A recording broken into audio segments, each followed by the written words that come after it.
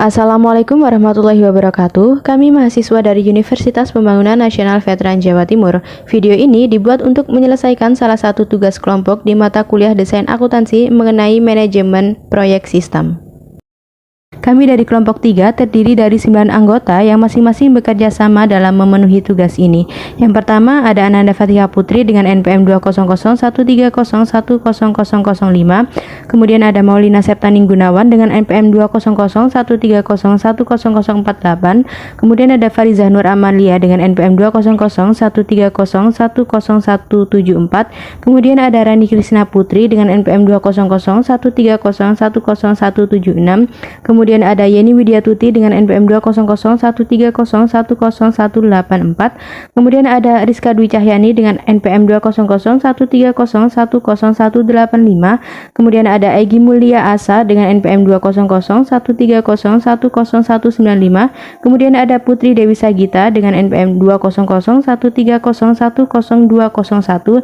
Dan yang terakhir ada Angelis Setiawati dengan NPM 20013010206.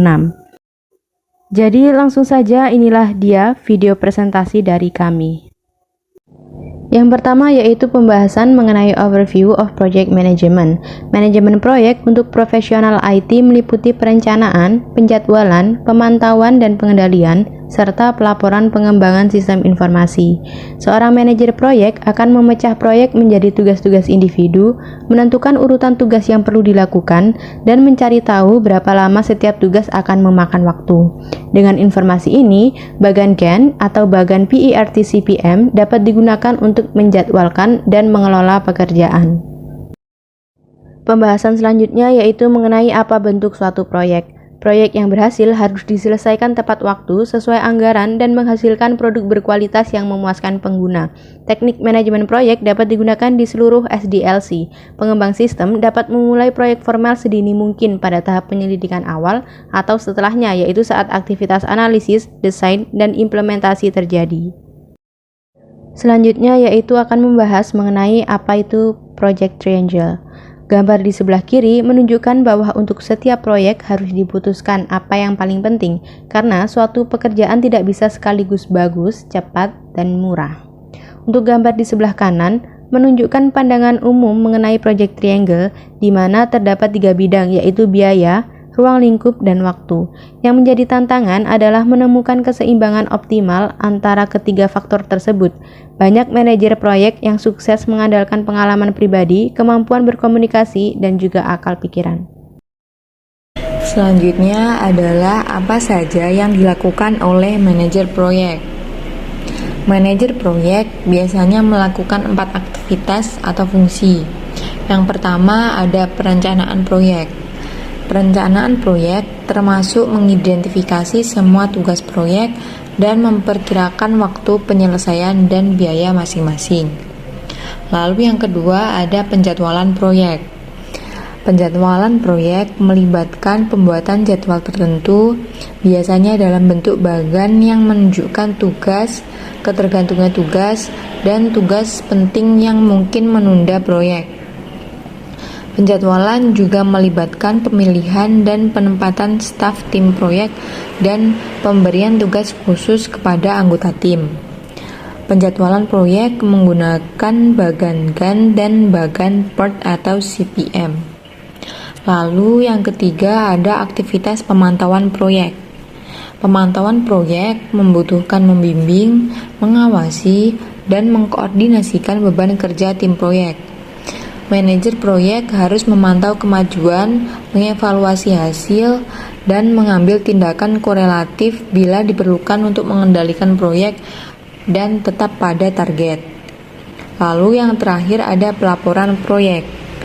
Pelaporan proyek mencakup pelaporan kemajuan rutin kepada manajemen, pengguna, dan tim proyek itu sendiri.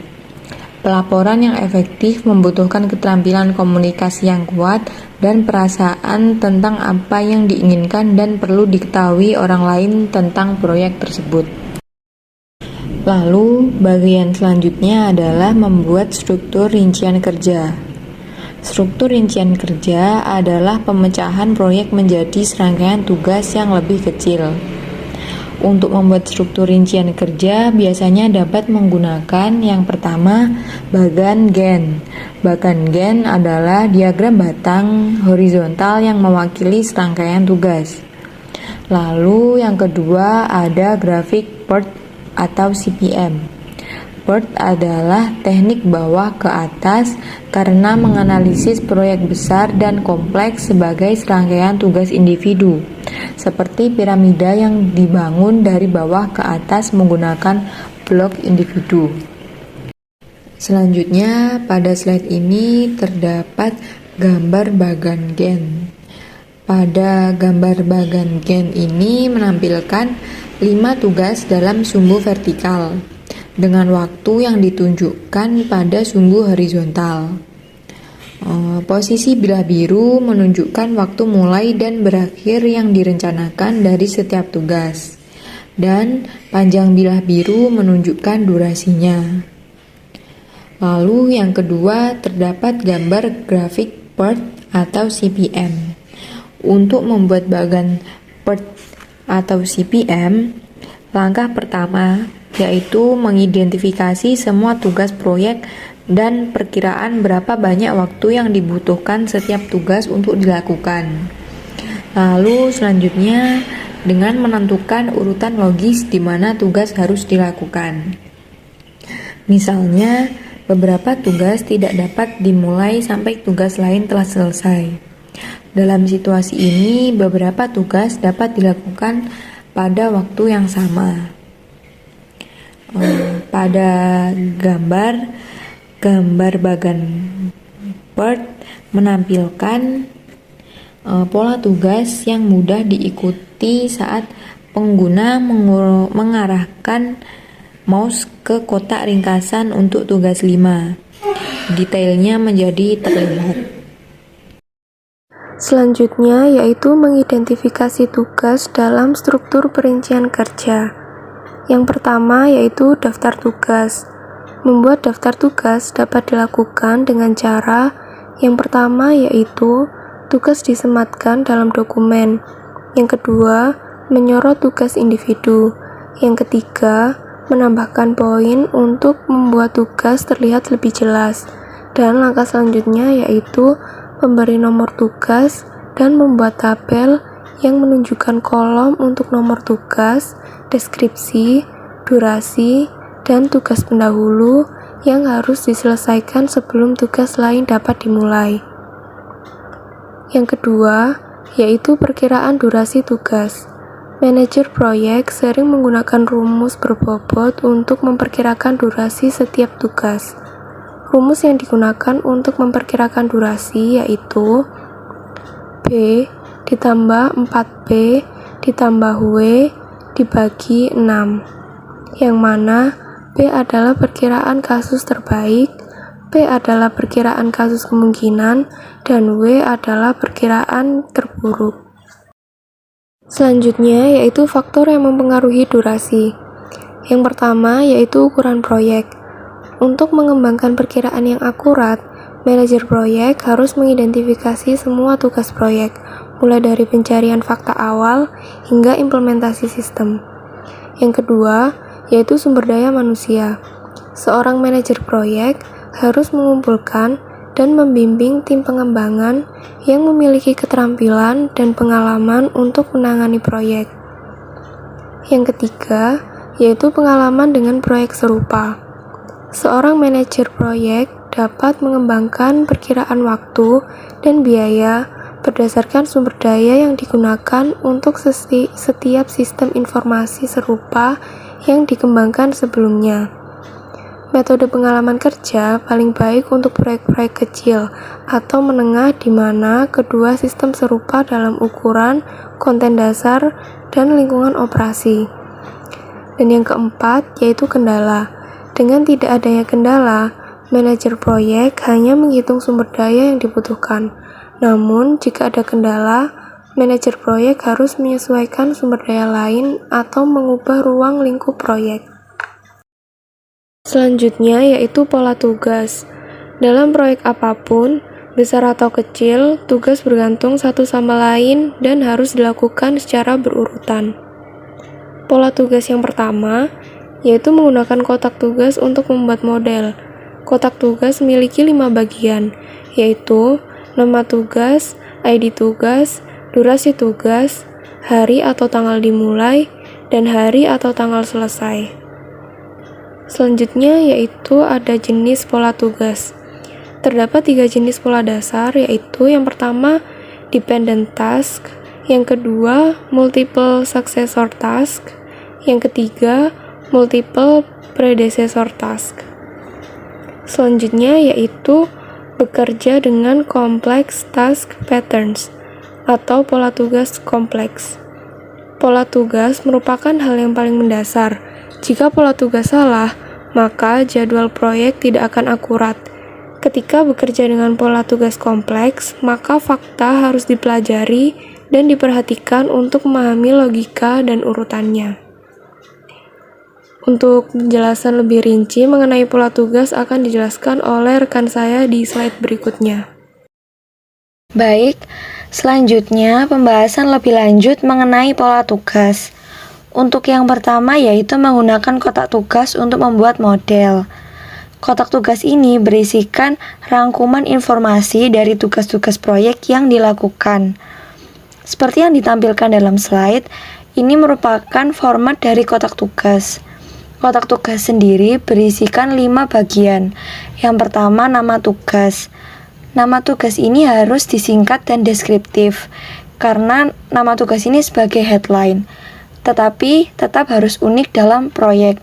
Misalnya tugas bernama wawancara perilaku, yang mungkin terjadi dalam beberapa fase proyek. Lalu yang kedua, mulai hari tanggal, waktu di mana tugas dijadwalkan untuk dimulai. Yang ketiga, selesai hari tanggal, waktu di mana tugas dijadwalkan untuk diselesaikan. Lalu yang keempat, ID tugas. ID tugas ini berupa angka atau kode yang memberikan identifikasi unik terhadap tugas proyek. Lalu yang kelima yaitu durasi tugas. Durasi adalah jumlah waktu yang diperlukan untuk menyelesaikan suatu tugas. Durasi ini belum tentu sama dengan waktu yang berlalu. Untuk yang kedua yaitu jenis pola tugas. Ada 3 jenis pola tugas, yaitu yang pertama tugas bergantung. Pola ini digunakan ketika tugas harus diselesaikan satu demi satu, seperti perlombaan estafet. Jadi, tugas 2 baru akan dimulai ketika tugas 1 selesai dilakukan. Lalu yang kedua yaitu tugas suksesor. Pola ini digunakan ketika beberapa tugas dapat dimulai pada waktu yang sama. Nah, masing-masing tugas ini disebut tugas bersamaan. Seringkali 2 atau lebih tugas bersamaan bergantung pada satu tugas sebelumnya yang disebut tugas pendahulu.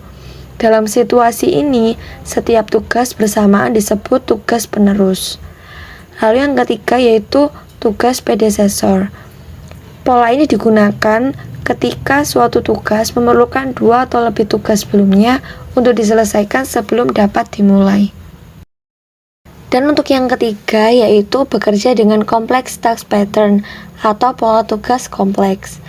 Ketika beberapa pola tugas digabungkan akan menjadi pola tugas kompleks.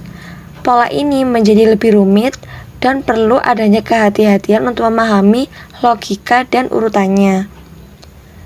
Dalam slide ditampilkan 3 jenis pola.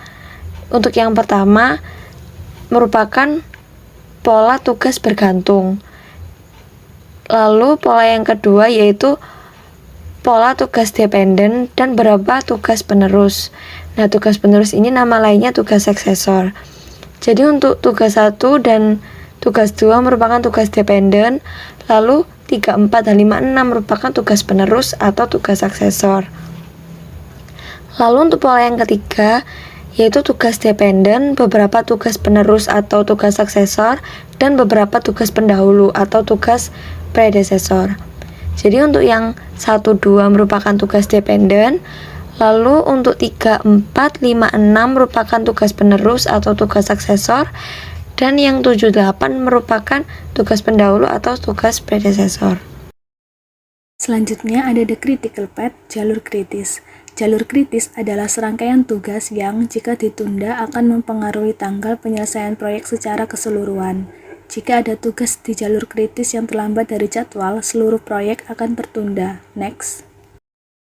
Menghitung jalur kritis. Gambar di bawah ini menunjukkan proyek pelatihan dengan 5 tugas.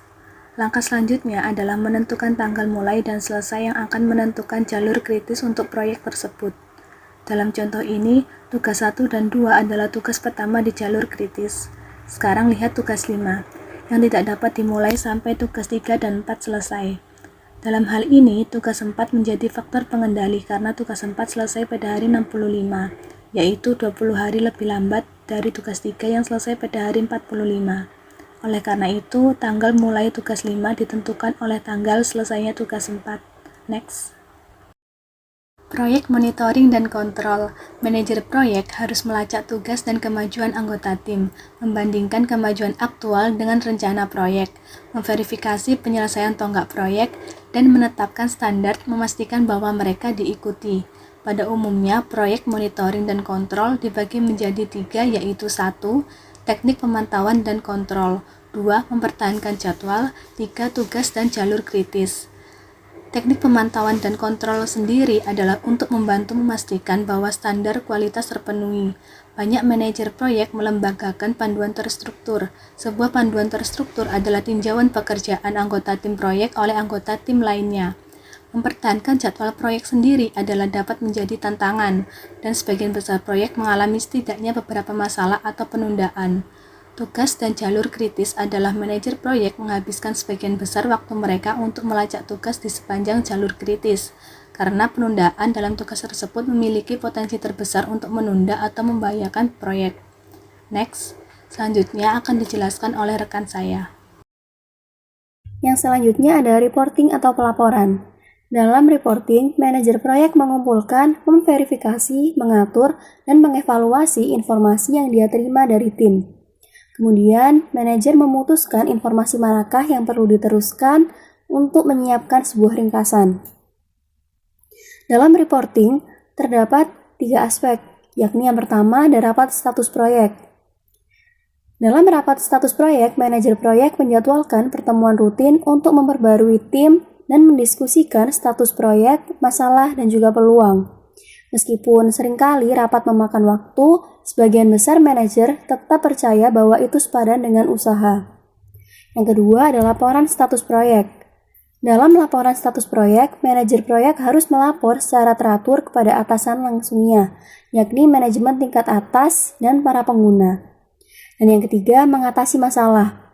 Dalam mengatasi masalah ini, manajer memutuskan bagaimana menangani masalah potensial bisa menjadi sulit. Kebanyakan, manajer menyadari bahwa masalah memang terjadi pada sebagian besar proyek. Lebih baik untuk meningkatkan manajemen lebih cepat daripada nanti. Yang selanjutnya ada proyek manajemen perangkat lunak. Manajer proyek menggunakan aplikasi perangkat lunak untuk membantu merencanakan, menjadwalkan, memantau, dan melaporkan suatu proyek. Proyek manajemen perangkat lunak ini sendiri dibagi menjadi 5, yakni yang pertama ada Microsoft Project, yaitu sebuah program berfitur lengkap yang memegang pangsa pasar yang dominan. Yang kedua ada proyek Ganta, yakni aplikasi perangkat lunak yang gratis, sumber terbuka, atau alat manajemen proyek yang berbasis Java yang tersedia di berbagai platform seperti Windows, Mac, dan Linux. Lalu yang ketiga ada Gantera, yakni alat manajemen proyek berbasis cloud gratis. Yang keempat ada Monday, yaitu alat manajemen proyek yang disesuaikan untuk pengguna Mac. Dan yang terakhir atau yang kelima ada Trello, yakni alat manajemen proyek yang disesuaikan untuk pengembangan tangkas. Selanjutnya ada struktur rincian kerja. Saat membuat WBS menggunakan Microsoft Project, hampir sama dengan membuatnya secara manual. Tugas, durasi, dan pola tugas masih harus diidentifikasi. Tujuannya adalah untuk mendokumentasikan semua tugas, dependensi, tanggal, dan total durasi proyek. Yang harus dilakukan pertama kali adalah membuat bagan Gantt yang menunjukkan informasi yang diperlukan. Selanjutnya ada bagan Gantt. Saat tugas dimasukkan, program secara otomatis melakukan perhitungan, mendeteksi pola tugas, dan membuat bagan Gantt. Bagan ini terdiri dari bagan horizontal dihubungkan dengan panah yang menunjukkan ketergantungan tugas. Misalnya, jika minggu kerja bisa dipilih, tugas tidak akan dijadwalkan pada hari Sabtu dan Minggu. Nah, namun kita juga bisa menjadwalkan proyek yang sangat penting dengan kalender 7 hari dalam seminggu mungkin dapat dibuat. Apapun yang ditentukan, program akan menangani tugas yang sesuai. Dalam Microsoft Project dapat menawarkan banyak pilihan, pengaturan tampilan, format, dan metode perhitungan. Selanjutnya ada diagram jaringan. Nah, setelah Gantt chart ini selesai, data dapat dilihat dalam bentuk diagram jaringan Microsoft Project yang mirip dengan grafik PERT. Nah, ketika opsi diagram jaringan dipilih, tugas proyek, dependensi, dan tanggal mulai dan selesai untuk setiap tugas akan ditampilkan. Dalam diagram jaringan ini menampilkan informasi yang sama dengan bagan Gantt, termasuk dependensi tugas, tetapi menggunakan kotak tugas. Ini karena untuk memasukkannya lebih banyak detail. Dengan menggunakan Microsoft Project ini, setiap tugas dapat diberikan kepada satu orang atau bisa lebih. Dengan anggaran dapat ditetapkan sebagai target. Nah, laporan kemajuan yang dihasilkan dan jadwal serta tenggat waktu dapat disesuaikan kembali jika diperlukan. Setelah bagan Gantt dan diagram jaringan, ada pula tampilan kalender. Nah, tampilan kalender ini adalah cara yang baik untuk mengelola sebuah aktivitas dalam sehari-hari. Nah, tampilan ini menunjukkan tugas mirip dengan bagan PERT sebagai sebuah hamparan pada kalender yang sebenarnya. Karena jalur kritis disorot dengan warna merah, ini akan memudahkan bagi manajer proyek untuk menentukan prioritasnya kapan saja. Misalkan manajer proyek ingin melihat penyelidikannya terlebih dahulu, kita bisa lihat pada gambar ini menunjukkan adanya tugas, waktu, dependensi, dan jalur kritis. Kita dapat perhatikan bahwasannya dari 4 tugas yang dijadwalkan pada tanggal 25 hari Rabu, hanya survei pengguna yang berada di jalur kritis. Nah, oleh karena itu, harus menjadi perhatian utama manajer proyek. Untuk yang selanjutnya adalah manajemen resiko. Manajemen resiko adalah proses mengidentifikasi, menganalisis, mengantisipasi, dan memantau risiko untuk meminimalkan dampaknya terhadap proyek. Kemudian ada tugas dasar manajemen risiko. Yang pertama, ada mengembangkan rencana manajemen risiko.